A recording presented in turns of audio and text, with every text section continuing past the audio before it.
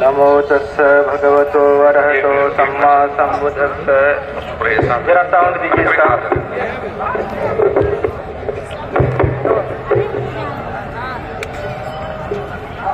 सर्वप्रथम तथागत बुद्ध को नमन, क्योंकि तथागत बुद्ध ने दुख मुक्ति का मार्ग दिया। तदुपरांत धर्मराजा सम्राट अशोक को नमन, क्योंकि धर्मराजा सम्राट अशोक ने भगवान बुद्ध के धर्म को विश्व धर्म बनाया। तदुपरांत परम पूज्य बोधिसत्व बाबा साहब डॉक्टर अंबेडकर को नमन, क्योंकि बाबा साहब डॉक्टर अंबेडकर ने इस भारत वर्ष को दुनिया का सबसे सुंदर संविधान और उतना ही सुंदर बौद्ध धर्म महान दिया। इसी प्रकार देश में जन्मे उन सभी संतों गुरुओं महापुरुषों को नमन, जिन लोगों ने देश में समता मूलक समाज की लड़ाई लड़ी। आज इस जिला स्तरीय धम्म सम्मेलन बस्ती में उपस्थित हम सबके गुरु इस कार्यक्रम की अध्यक्षता कर रहे परम पूज्य बड़े भंटे जी, उनके साथ मंच पर आसीन पूज्य भिक्षु संघ को नमन, और इस जिला स्तरीय धम्म सम्मेलन बस्ती में बस्ती के कोने कोने से आए आप सभी उपासक उपासिकाओं, साथ ही संत कबीर नगर से, गोरखपुर से, कुशीनगर से, सिद्धार्थ नगर से, अंबेडकर नगर से, फैजाबाद से, बनारस के सभी उपासक उपासिकाओं, मैं जनपद बस्ती के लोगों का इस विशाल सम्मेलन के लिए आभार ज्ञापित करता हूं। आप सभी लोगों को धन्यवाद ज्ञापित करता हूं। जब पिछले साल आजमगढ़ में महासम्मेलन हो रहा था, तो यहाँ की जो आयोजन सेम टीम है वो आजमगढ़ गई हुई थी। मैंने इस आयोजन वाली टीम से आजमगढ़ में कहा था कि बस्ती में एक सम्मेलन होना है। बस्ती के लोगों ने उसी समय संकल्प ले लिया था कि हम लोग बस्ती में भी महासम्मेलन करेंगे, और अभी पिछले माह अंबेडकर नगर में महासम्मेलन हुआ, और आज आप लोगों ने आजमगढ़ की तरह, अंबेडकर नगर की तरह बस्ती में भी बौद्ध धर्म के लिए इतिहास रचने का काम किया है। मैं रात में ही आ गया था, लगभग 9 बजे 10 बजे के बीच में यहाँ आया हुआ था, और मैं जो आयोजक टीम है उनको देख रहा था, उनकी मेहनत को देख रहा था, तो मुझे दीक्षा भूमि की याद आने लगी थी। मुझे एकदम दीक्षा भूमि याद आ रहा था, और मुझे रात ही लग गया था कि ये कार्यक्रम बहुत बड़ा होने वाला है। मैं रात में ही जो आयोजन के उपासक उपासिका उन लोगों से बोला था कि हमारा 80% काम हो चुका है। आप लोग लगभग 1-2 महीनों से गांव-गांव इस सम्मेलन के लिए प्रचार प्रसार कर रहे थे। मैंने कहा कि जो हमें प्रचार प्रसार करना था आप लोगों ने कर दिया है। बस कल हमें 20% काम करना है और जो आप लोगों ने 80% काम किया है कल वह उसे ऊर्जा में बदल देना है। और मैं रात में थोड़ा चिंतित भी था कि थोड़ा मौसम भी खराब हुआ है, धूप भी बढ़ गई है और आप लोगों ने टेंट भी बड़ा लगा लिया है। मुझे संदेह हो रहा था कि टेंट भरेगा कि नहीं भरेगा, लेकिन यहां आने के बाद ऐसा लग रहा था कि टेंट आपने बहुत छोटा लगाया है, इसे 2 गुना लगाना चाहिए था। अगर आपने 2 गुना टेंट लगाया होता तो जो लोग सड़कों पे हैं, जो लोग इस पंडाल में बैठ नहीं पाए हैं, शायद वो भी हम लोगों की बात सुन रहे होते। तो इस प्रयास के लिए जो यहाँ की आयोजन समिति है, बहुत लंबी लिस्ट है, मैं उसका नाम संबोधन के बाद में बोलना चाहता हूं। इसके साथ मैं बस्ती जनपद के सभी उपासक उपासिकाओं का इस महासम्मेलन के आयोजन के लिए धन्यवाद ज्ञापित करता हूं। साथ साथ साथ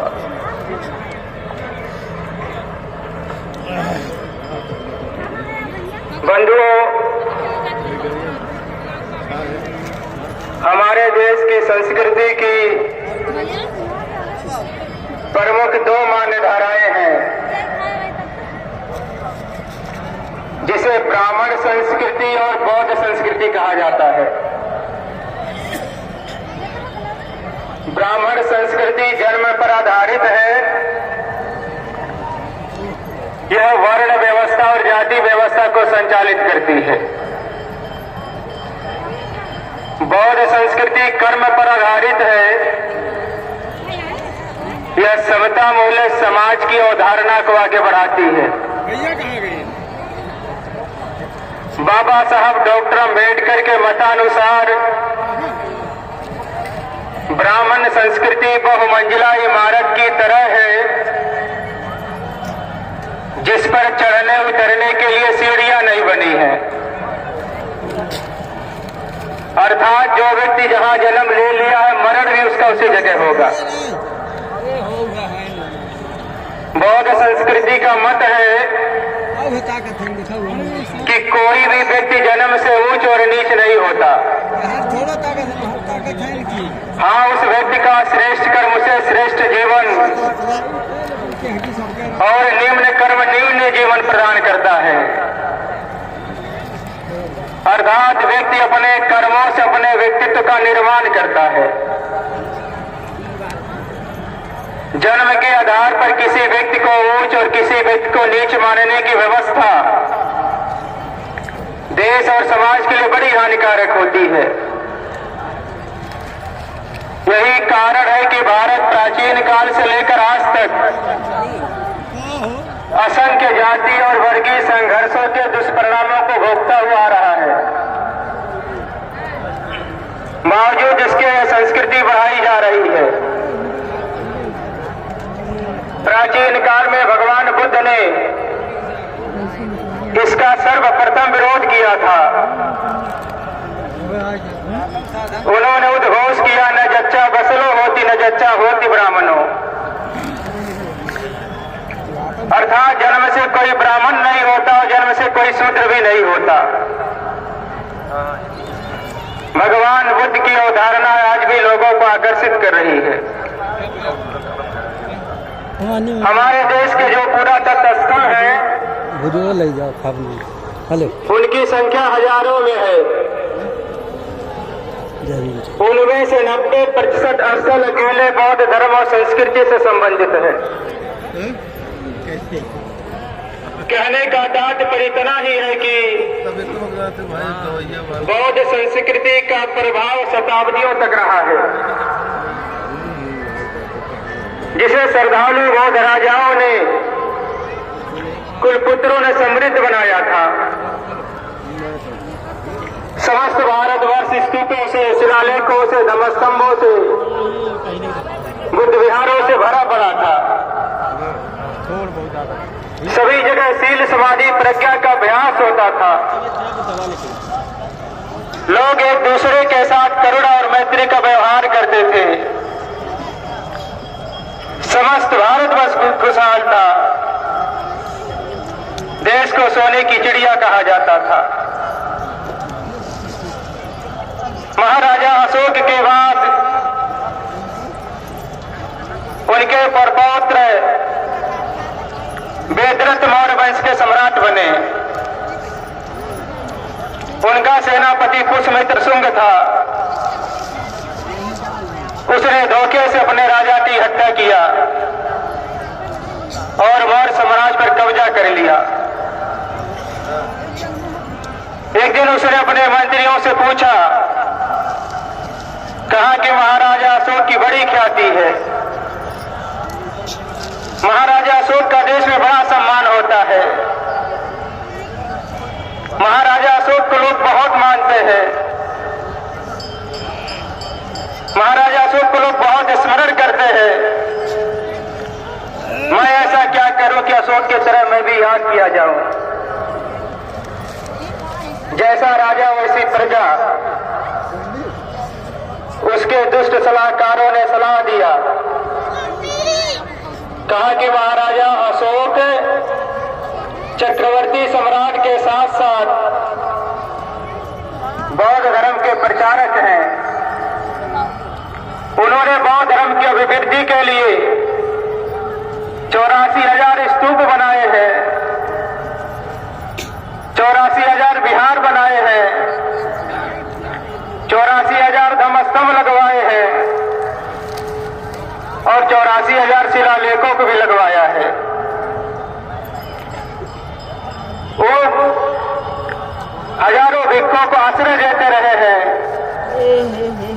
इसलिए उनका साम्राज्य भी हजारों भिक्षुओं को आश्रय देता है। उसके मंत्रियों ने कहा कि महाराजा अशोक ने जो बनवाया है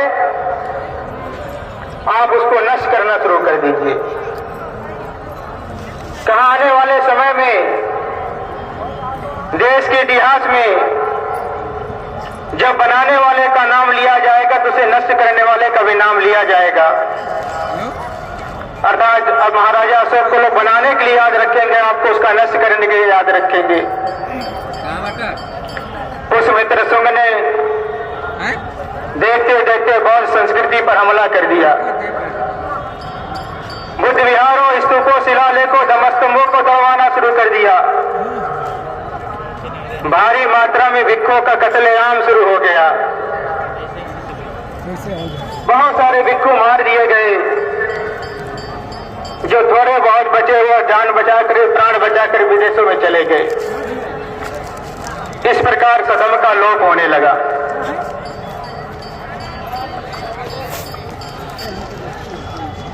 ध्यान देने की बात यह है कि किसी भी देश की सभ्यता और संस्कृति के प्रमुख 3 आधार होते हैं।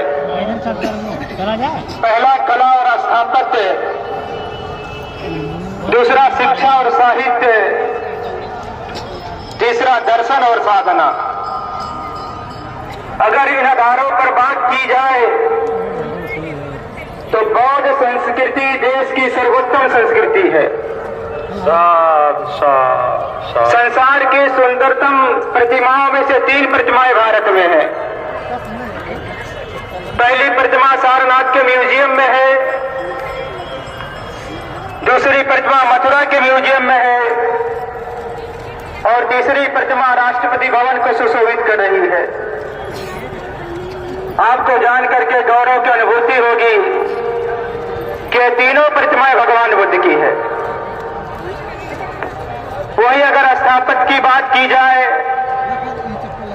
तो लुम्बिनी, बुद्ध गया, सारनाथ, कुशीनगर, नालंदा, तक्षशिला, विक्रमशिला, उदंतपुरी आदि स्थलों पर विद्यमान खंडहर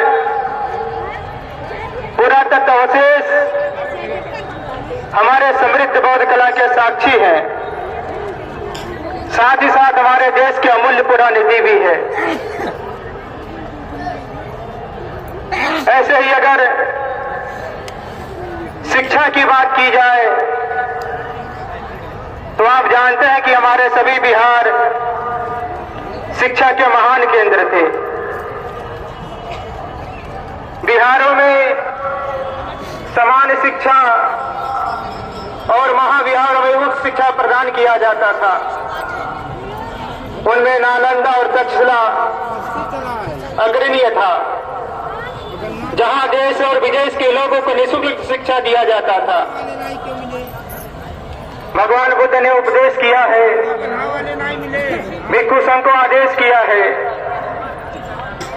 अपने देश में आप एक कहावत कहा करते हैं, ऐसा कहा जाता कि प्यासा कुएं के पास जाता है।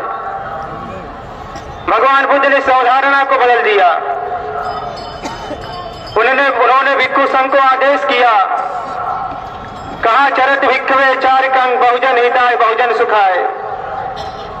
अर्थात भिक्षु बहुतों के हित के लिए, बहुतों के सुख के लिए विचरण करते रहो, चलते रहो।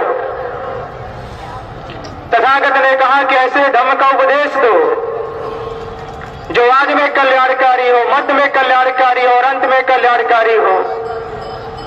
शब्दों तथा अर्थों के माध्यम से श्रेष्ठतम जीवन की स्थापना करो। भगवान बुद्ध के आदेशों पर चल करके तथागत के भिक्षुओं ने अपना सर्वस्व त्याग कर दिया। तथागत बुद्ध के काल से लेकर के आज तक तथागत के भिक्षु लोक कल्याण कैसे हो इसी चिंतन में लगे रहते हैं। दुखी मानवता की सेवा और रक्षा तथागत के भिक्षुओं ने जितना किया है, इसका उदाहरण मिलना बहुत कठिन है। ऐसे ही अगर साहित्य की बात करो तो बौद्ध साहित्य का स्थान सर्वोपरि है। आपने इतिहास के ग्रंथों में पढ़ा होगा, नालंदा विश्वविद्यालय के 3 पुस्तकालय थे, 3 लाइब्रेरियां थी। एक का नाम रत्न सागर था, वह 9 मंजिला की लाइब्रेरी थी। एक का नाम रत्न रंजित था, वो 7 मंजिले की लाइब्रेरी थी। एक का नाम रत्न दत्ती था, वह 5 मंजिला की लाइब्रेरी थी। जब नालंदा के लाइब्रेरियों में आग लगाया गया तो देश का इतिहास कहता है कि नालंदा की लाइब्रेरियां 6 महीने तक जलती रही। आप जरा सोच करके देखिए, देश के किसी भी विश्वविद्यालय में अगर आग लग जाए, उसके लाइब्रेरी में आग लग जाए तो 1 घंटे में कितनी किताबें जल सकती है। आप सोच करके देखिए कि एक दिन में कितनी किताबें जल सकती है। आप सोच करके देखिए कि 1 हफ्ते में कितनी किताबें जल सकती है। आप सोच करके जरा देखिए कि 1 महीने में कितनी किताबें जलाई जा सकती है। आप कल्पना करिए, अगर 6 महीने तक आपकी लाइब्रेरी जलती रही है तो कितना विशाल साहित्य आपका होगा। आज भी चीनी साहित्य में बौद्ध ग्रंथों के जो अनुवाद उपलब्ध है, उसे भारत के किसी भी भाषा में जो रूपांतरित कर दिया जाए तो करोड़ों पृष्ठों में समाहित हो पाएंगे। आज भी हमारे पास जो त्रिपिटक साहित्य है, उसकी तुलना संसार के किसी भी ग्रंथों से नहीं की जा सकती है। ऐसे ही अगर हम बौद्ध दर्शन की बात करें तो जितनी ऊंचाई पर बौद्ध दर्शन पहुंचा है, भारत का कोई अन्य दर्शन उसकी कल्पना तक नहीं कर सकता। यह बात यहाँ के शासकों को पता है। इसलिए जब वो विदेशों में जाते हैं तो भगवान बुद्ध का प्रतिमा अपने सर पर रख करके जाते हैं और विदेशों में जाकर कहते हैं ये मेरा बड़ा सौभाग्य है कि मैं बुद्ध की धरती से आया हूं। लोग कहते हैं कि भारत ने पूरी दुनिया को युद्ध नहीं बुद्ध दिया है। लोग ये भी कहते हैं पूरे दुनिया में भारत की पहचान बुद्ध के कारण है। और लोग दोनों हाथ जोड़ करके कहते हैं बुद्धम शरणम गच्छामि, धम्मम शरणम गच्छामि, संघम शरणम गच्छामि। लेकिन ये पाखंडी लोग जब अपने देश में वापस आते हैं तो भगवान बुद्ध को भूल जाते हैं। बंदर देवेंद्र कह रहे थे कि लोग भगवान बुद्ध को विष्णु का अवतार कहने लगते हैं और बौद्ध धर्म को हिंदू धर्म की शाखा कहने लगते हैं। बंदर देवेंद्र को का इशारा कर रहे थे। अभी बहुत सारे मंचों पर लामाओं को, बहुत सारे मंचों पर कुशीनगर आप जाइए, बहुत सारे भिखारी लोग चीबर बन के बैठे हैं। आप श्रावस्ती में जाइए, बहुत सारे भिखारी लोग चीबर बन के बैठे हैं। बुद्ध गया में जाइए, बहुत सारे भिखारी लोग चीबर पहन के बैठे हैं। इन भिखारियों को आरएसएस के लोग अपने मंचों पर बुला करके उनको बैठा करके उनके मुख से कहवा रहे हैं कि कहो हम सनातन के अंग हैं। आप सभी लोगों को थोड़ा सावधान रहना पड़ेगा। मैं आपसे कहना चाहता हूं कि मैं बौद्ध उसी को मानता हूं जो बाबा साहब अम्बेडकर के 22 प्रतिज्ञाओं का पालन करता है। और जो बाबा साहब अम्बेडकर के 22 प्रतिज्ञाओं का पालन नहीं करता, मैं उसे बौद्ध मानने को तैयार नहीं हूं। वैसे ये सच है कि अगर भारत का कोई धर्म विश्व धर्म बना है तो भगवान बुद्ध का धर्म ही है। और यदि भारत का कोई गुरु विश्व गुरु बना है तो भगवान बुद्ध ही है। हालांकि आज हमारे देश में धर्म गुरुओं की भरमार भी है, जगत गुरुओं की भरमार है। लेकिन चिंता और दुख इस बात का है कि उसे पड़ोसी गांव वाले भी नहीं जान पा रहे हैं। और किसी को तब हम जान पाते जब उनके काले कारनामे हमारे बीच में आ जाते हैं। उसे मुझे किसी से कोई शिकायत नहीं है और न ही किसी से कोई दुर्भावना है, लेकिन जो बात सच है उसे कह रहा हूं।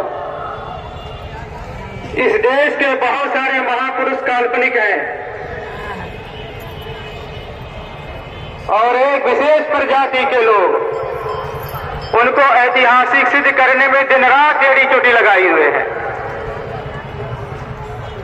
और जब उनके जीवन से संबंधित कोई पर्व उत्सव आता है तो देश और प्रदेश की सरकारें लाखों करोड़ों रुपए खर्च कर रही है, पानी की तरह बहा रही है। लेकिन जिस महापुरुष ने भारत में जन्म लिया, जिस महापुरुष ने भारत में ज्ञान प्राप्त किया, जिस महापुरुष ने भारत में धम्म चक्र चला करके 45 वर्षों तक लगातार लोक कल्याण का जीवन व्यतीत किया, जिस महापुरुष ने इसी भारत की वसुंधरा पे महापरिनिर्वाण प्राप्त किया, जब उनके जीवन से संबंधित कोई पर्व उत्सव आता है तो हमारे देश की सरकारें कुछ नहीं करती हैं। यहाँ तक कि जो हमारे धर्म स्थल है उपेक्षित पड़े हुए हैं, लोग उस पर कब्जा कर रहे हैं। और मैं सच कहूं तो पूरा तत्व विभाग की सहमति से देश के धूर्त और बेईमान इतिहासकार उस पर दूसरों का नाम लिख रहे हैं। आप सबको इस पर भी सचेत रहना है। बहुत सारी विशेषताएं, अगर हम ध्यान की बात करें तो भगवान बुद्ध के पूर्व 4 ध्यान और 4 समापत्तियों का पता चलता है। इस प्रकार ध्यान की कुल 8 श्रेणियां थी। भगवान ने एक नवीन समापत्ति का आविष्कार किया जिसे संयम वेदति निरोध संपत्ति कहा जाता है। ये ध्यान साधना के क्षेत्र में सबसे उच्चतम अवस्था है। इन सभी विशेषताओं के अतिरिक्त भगवान बुद्ध ने इस देश में नारी समाज को, बहुत सारी हमारी माताएं बैठी हुई हैं, नारी समाज को सम्मान और स्वाभिमान से जीवन सिखाया है, जीना सिखाया है।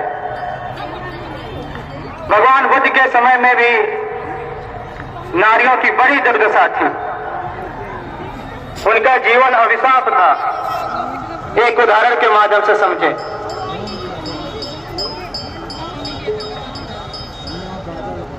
आप लोगों ने महाराजा प्रसेनजित का नाम सुना होगा। यही श्रावस्ती के राजा थे, कौशल के राजा थे। एक दिन भगवान बुद्ध के पास बैठे हुए थे। उसी समय उनके मंत्री ने आकर के कहा कि महाराज, महारानी ने पुत्री को जन्म दिया है। महाराजा प्रसेनजित पुत्री का नाम सुनकर के उदास हो गए और वह बहुत हताश निराश भगवान बुद्ध के सामने बैठे रहे। भगवान बुद्ध की नजर पड़ी। भगवान बुद्ध ने महाराजा प्रसेनजित से पूछा, कहा कि महाराज आप निराश क्यों हैं? महाराजा प्रसेनजित ने कहा, भगवान महारानी ने पुत्री को जन्म दिया है। भगवान बुद्ध ने कहा, इसमें दुखी होने की क्या बात है? प्रसेनजित ने कहा कि भगवान अगर राजकुमार होता तो राज को आगे बढ़ाता।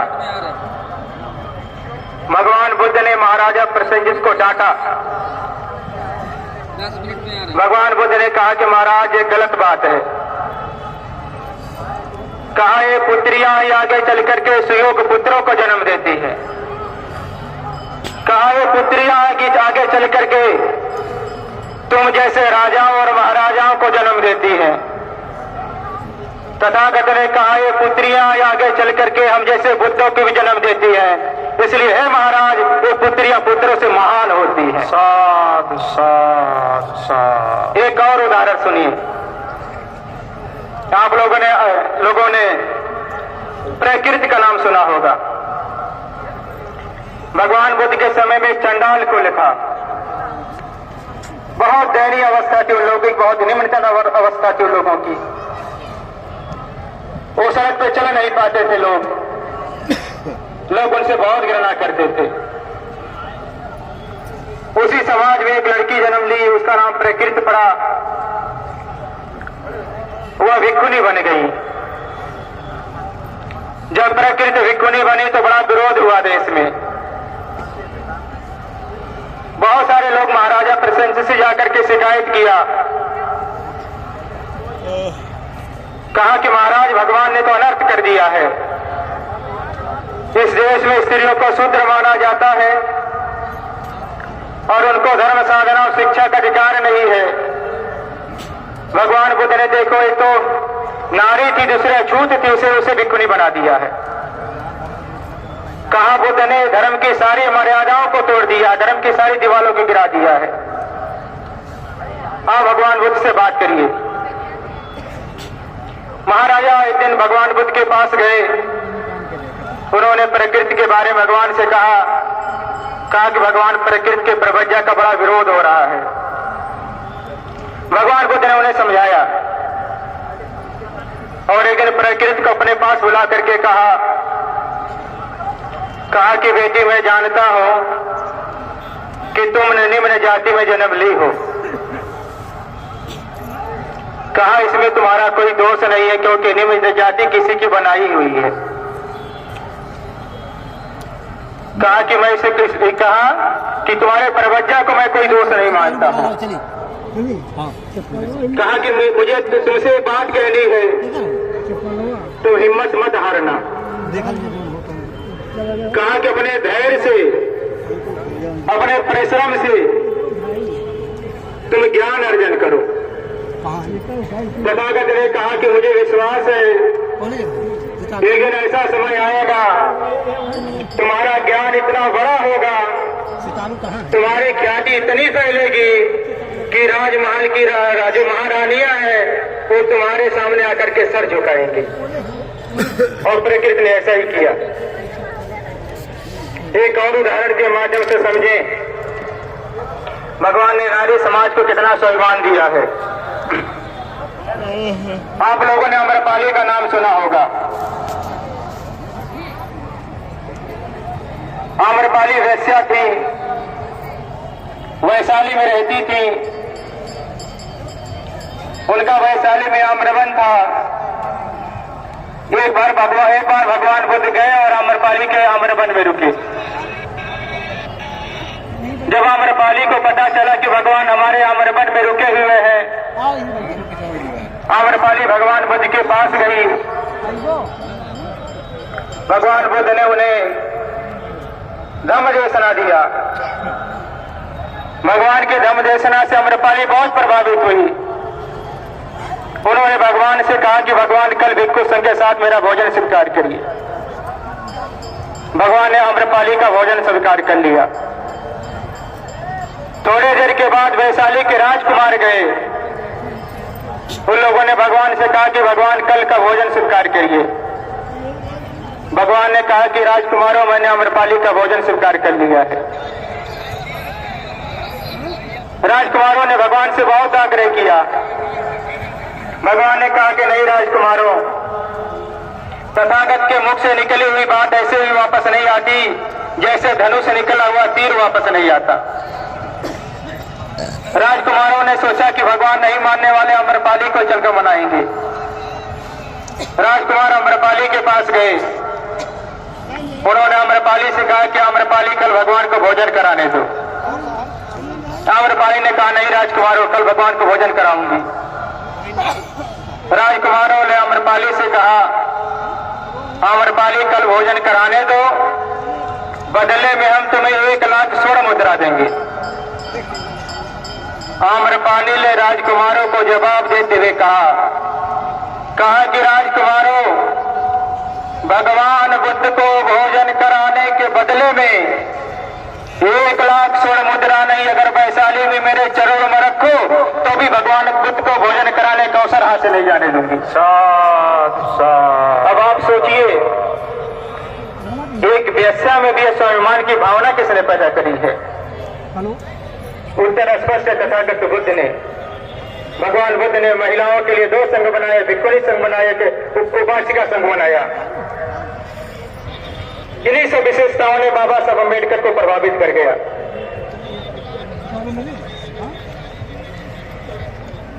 बाबा साहब बौद्ध धर्म का बहुत गंभीरता से अध्ययन शुरू कर दिया। 14 अक्टूबर का समय आया, सन 54 का समय आया। बर्मा में 1954 में एक विश्व बौद्ध सम्मेलन हो रहा था और विश्व बौद्ध सम्मेलन में पूरे दुनिया में जितने भी बौद्ध देश हैं सबके प्रधानमंत्री और राष्ट्रपति बुलाए गए थे। भारत से भी पंडित जवाहरलाल नेहरू जी, उनका मंत्रिमंडल गया हुआ था। डॉक्टर बाबा साहब अम्बेडकर गए हुए थे। बहुत सारे विद्वान भिक्षु लोग गए हुए थे। पूरी दुनिया के बहुत सारे विद्वान लोग आए हुए थे। जब उस विश्व बौद्ध सम्मेलन में दूसरे देशों के प्रधानमंत्री और राष्ट्रपति बोलते थे तो नेहरू जी की तरफ देखते थे, बाबा साहब की तरफ देखते थे। वो लोग नेहरू जी को देख करके, बाबा साहब को देख करके कहते थे देखिए, जिस देश में भगवान बुद्ध ने जन्म लिया उस देश के लोग भगवान बुद्ध को भूल गए हैं। वो लोग कहते थे कि देखिए, जिस देश में भगवान बुद्ध ने बौद्ध धर्म दिया था उस देश के लोग बौद्ध धर्म को भूल गए हैं। वो लोग कहते थे कि देखिए, जिस देश में भगवान बुद्ध ने बोधि वृक्ष यानी ज्ञान का वृक्ष लगाया था उस देश में आप लोगों ने ज्ञान के वृक्ष को सुखा डाला है। और वो लोग बहुत तरह के ताना मार रहे थे। उन वक्ताओं के बोलने का असर नेहरू जी पे नहीं पड़ा, लेकिन बाबा साहब अम्बेडकर पे बहुत तेज पड़ गया। जब बाबा साहब अम्बेडकर का बोलने का अवसर आया जब बाबा साहब अम्बेडकर बोलने के लिए खड़ा हुए तो बाबा साहब डॉक्टर अम्बेडकर ने कहा, मैं ऐसा मानता हूं कि जिस देश में भगवान बुद्ध ने जन्म लिया उस देश के लोग भगवान बुद्ध को भूल गए। बाबा साहब ने कहा कि मैं ऐसा मानता हूं जिस देश में भगवान बुद्ध ने बौद्ध धर्म दिया उस देश के लोग भगवान बुद्ध के धर्म को भूल गए हैं। बाबा साहब ने कहा कि मैं ऐसा मानता हूं जिस देश में भगवान बुद्ध ने बोधि वृक्ष लगाया था वो बोधि वृक्ष सूख रहा है।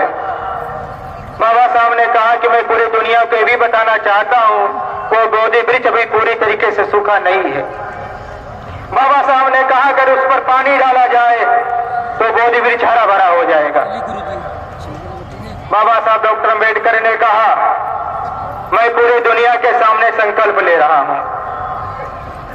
बाबा साहब डॉक्टर अम्बेडकर ने कहा कि मैं आप सबके सामने आपको विश्वास दिला रहा हूं। बाबा साहब ने अम्बेडकर ने कहा कि मैं दृढ़ संकल्पित होकर के जा रहा हूं। भारत वापस जाने के बाद अपने लाखों अनुयायियों के साथ भारत में बुद्ध रूपी जो वृक्ष सूख रहा है उस पर पानी डालूंगा, उसे हरा भरा करूंगा। डॉक्टर बाबा साहब अम्बेडकर वापस आए 14 अक्टूबर 1956 को अपने 10 लाख अनुयायियों के साथ भारत में बौद्ध धर्म का जो वृक्ष सूख रहा था उस पर पानी डाल करके हरा भरा कर दिया। जब बाबा साहब अम्बेडकर की धम्म क्रांति हुई, महान क्रांति हुई, हमें एक संस्मरण याद आता है। आजमगढ़ के कुछ लोग आए हुए हैं। आजमगढ़ की धरती पर एक महापुरुष ने जन्म लिया तो उसका नाम था राहुल संस्कृतायन, महापंडित राहुल संस्कृतायन। बहुत बड़े विद्वान है, बहुत सारी उनकी किताबें हैं। उनका कोई कार्यक्रम जापान में लगा हुआ था, जापान जा रहे थे। काठमांडू के एयरपोर्ट पर रुके हुए थे। काठमांडू के एयरपोर्ट पर दुनिया के बहुत सारे पत्रकार थे। राहुल जी को देखा, उन्हें घेर लिया और उनको घेर करके राहुल जी से कहा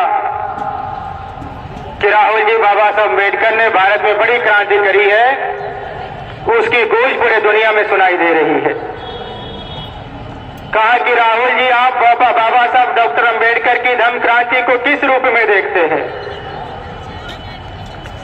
महापंडित राहुल संस्कृतायन ने उन पत्रकारों को जवाब देते हुए कहा, मैं डॉक्टर बाबा साहब अम्बेडकर के धम्म क्रांति को इस रूप में देखता हूं। डॉक्टर बाबा साहब अम्बेडकर ने भारत में बौद्ध धर्म का ऐसा मजबूत खंभा गाड़ा है, अब उसे कोई माँ का लाल हिला नहीं सकता। साध साध साध। अब हम लोग देख रहे हैं डॉक्टर बाबा साहब अम्बेडकर के अनुयायी पूरे देश में बहुत मजबूत खंभा गाड़ रहे हैं। मैं पूरे देश में जाता रहता हूं, मैं एशिया के बहुत सारे देशों में जाता रहता हूं। मैं पूरे देश में देख रहा हूं, अब देश का कोई राज्य नहीं है जहां हम बौद्धों की संख्या बहुत तेजी के साथ न बढ़ रही हो। आज देश का कोई जिला नहीं है जिस जिले में हम बौद्धों की संख्या ठीक ठाक न हो।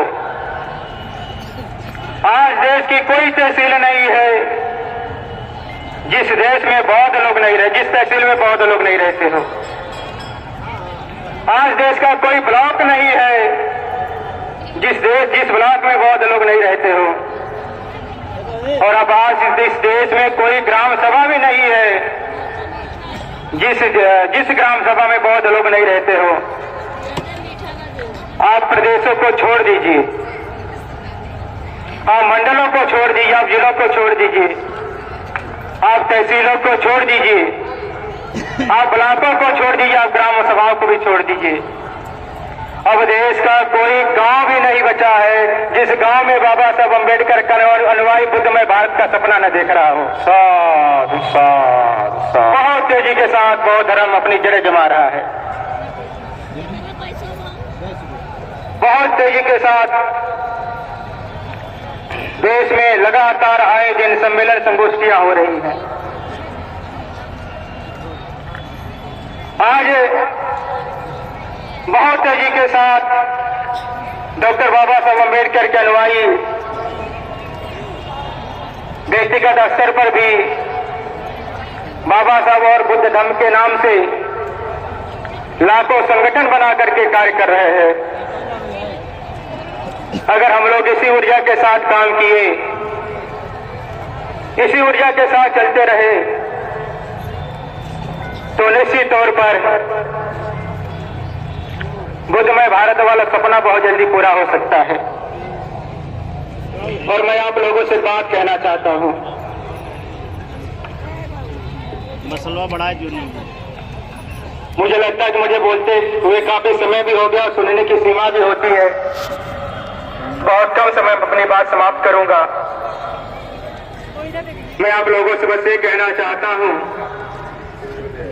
डॉक्टर बाबा साहब अम्बेडकर ने कहा है, आने वाली सदी बौद्धों की सदी है, यानी कि 21वीं सदी बौद्धों की सदी है। कई बार मैं पढ़ करके थोड़ा चिंतित होता था कि 21वीं सदी बौद्धों की सदी कैसे हो, हम जाएं? लेकिन अब मैं देख रहा हूं। मैं आपको 2 उदाहरण देना चाहता हूं। 2 उदाहरण से आप समझ जाएंगे कि 21वीं सदी बौद्धों की सदी कैसे हो रही है। एक टू ना आप आज ही अपने घर जाइए,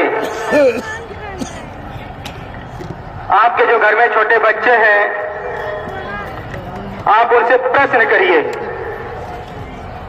आपको पता चल जाए कि आपके बच्चे आपसे तेज है कि नहीं है। आप सोचिए कि आपके बच्चे जितना तेज है बचपन में, आप उतना तेज थे क्या? आप देखिएगा जाकर के, और आप सबको उत्तर मिल जाए कि आपके बच्चे आज इतने तेज है, बचपन में आप उतने तेज नहीं रहे हैं। देश में टेक्नोलॉजी बहुत तेजी के साथ बढ़ रही है, देश में विज्ञान बहुत तेजी के साथ बढ़ रहा है, देश में शिक्षा का स्तर भी बहुत तेजी के साथ बढ़ रहा है।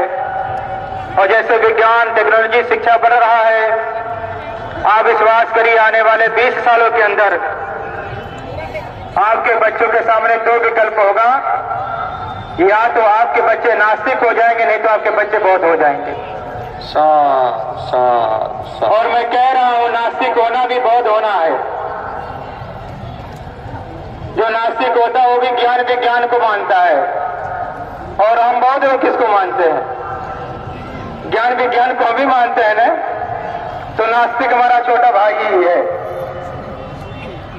और पूरी दुनिया में नास्तिकता बहुत तेजी से बढ़ रही है। या तो बौद्ध धर्म बढ़ रहा, नहीं तो लोग नास्तिक हो रहे हैं। एक उदाहरण और देखिए, जैसे के जितने भी विपश्यना सेंटर हैं, आप जाकर के देखिए, सब वेटिंग में हैं। और जितने भी विपश्यना करने वाले लोग हैं, कभी जाइए शिविर में, या जानते होंगे, जो गए होंगे जानते होंगे, जो नहीं गए हो जाकर के देखिए। अगर किसी विपश्यना सेंटर में 100 लोग ध्यान करने बैठे हैं, तो वहां पर जाकर के देखिएगा 80 लोग कौन ध्यान कर रहे हैं वहां पे। या मेरा कहने का मतलब 20% भी दलित पिछड़े समाज के लोग नहीं हैं, यानी 80% कौन लोग बैठ के ध्यान कर रहे हैं? वो लोग बैठकर ध्यान कर रहे हैं जिनके बच्चे देश में जातिवाद का आग लगा रहे हैं, या जिनके बाप दादा देश में सांप्रदायिकता आग लगा रहे हैं। उन सबको भी विश्वास हो चुका है कि देश जलने वाला है, परिवार जलने वाला है, बचाएंगे तो भगवान बुद्ध। और लोग हमारे यहाँ करके वो उचित सरल स्थल की तलाश में है, और जो एक बार ध्यान करके जाता है वो अपने आप को बौद्ध कहे नहीं कहे, ये बात अलग हो सकती है, लेकिन वो भगवान बुद्ध के बारे में बहुत अनाप शनाप भी नहीं बोलता है। तो बहुत तेजी के साथ बौद्ध धर्म बढ़ रहा है। मैं आप लोगों से बात और कहना चाहता हूं, श्रावस्ती में भगवान बुद्ध एक धम्म सभा को संबोधित कर रहे थे। भगवान बुद्ध ने कहा कि मेरे पुत्रों, अकेले होकर के नहीं मरना, नहीं तो धर्म समाप्त हो जाएगा। भगवान बुद्ध का कहने का मतलब था कि जो भिक्षु लोग हैं वो अपने जीवन में किसी न किसी को भिक्षु बनाकर मरे।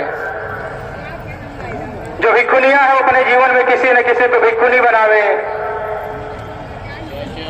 जो उपासक लोग अपने जीवन में किसी न किसी को उपासक बनावे, और जो उपासिकाएं वो अपने जीवन में किसी न किसी को उपासिका बनावे, अर्थात अपना उत्तराधिकारी बनावे। बस्ती के लोगों, आप श्रावस्ती के पास हैं, आप एक तय करके जाइए कि आप अकेले होकर के नहीं मरेंगे, और आप ये संकल्प लेकर के जाइए, आप एक बात समझ करके जाइए। मैं बहुत सारे मंचों से कहता हूं, आदमी तब मरता है जब वो चाहता है। आदमी तब तक नहीं मरता जब तक वो नहीं चाहता है। आप तब तक नहीं मरेंगे जब तक आप नहीं चाहेंगे, और आप उस दिन मर जाएंगे जिस दिन आप चाहेंगे। मैं भी तब तक नहीं मरूंगा जब तक मैं नहीं चाहूंगा, और मैं उसी दिन मर जाऊंगा जिस दिन मैं चाहूंगा। मेरा तो एक संकल्प हो चुका है, और आप हमारे ही जिले के लोग हैं, इसलिए आप भी संकल्प लीजिए। हालांकि मैं जिले वाले की बात बहुत मानता नहीं, मैं मुंह से निकल गया कि आप हमारे जिले के लोग हैं। हमारी जो जड़ें हैं वो चीन तक पहुंची हुई हैं। हमारी जो जड़ें और जापान तक है, हमारी जड़ें श्रीलंका तक है, हमारी जड़ें बर्मा तक है, हमारी जड़ें कंबोडिया तक, दुनिया में न जाने कहां तक हमारी जड़ें पहुंची हैं। और जहां तक हमारी जड़ें पहुंची वो हमारे लोग हैं। और हमारे बौद्ध धर्म के लिए कोई बाउंड्री होना भी नहीं चाहिए। अगर हमारा बौद्ध बस्ती में है और हमारा कोई बौद्ध अफगानिस्तान में है, तो हमारा भाई अफगानिस्तान में है, हमारी जड़ें अफगानिस्तान तक है, तो हम अफगानिस्तान को ही अपनी बाउंड्री मानते हैं। आप मेरे साथ एक संकल्प लीजिए। मैंने संकल्प लिया हुआ है कि मैं तब तक नहीं मरूंगा जब तक मैं नहीं चाहूंगा, और मैं तभी मरूंगा जब बाबा साहब अम्बेडकर के सपनों का भारत बुद्धमय भारत बनता है। और मुझे तब तक नहीं मरना जब तक बाबा साहब अम्बेडकर के सपनों का भारत बुद्धमय भारत नहीं बनता है। आप सबको संकल्प लेना होगा। आप तब तक नहीं मरेंगे जब तक बाबा साहब अम्बेडकर के सपनों का भारत बुद्धमय भारत नहीं बनता है। इन्हीं सब बातों के साथ आप सबके सुखी जीवन की मंगल कामना करते हुए मैं माननीय सांसद जी कहाँ दिख रहे हैं? इधर माननीय सांसद जी बैठे हैं। सांसद जी का बहुत धन्यवाद इस महासम्मेलन के सहयोग के लिए।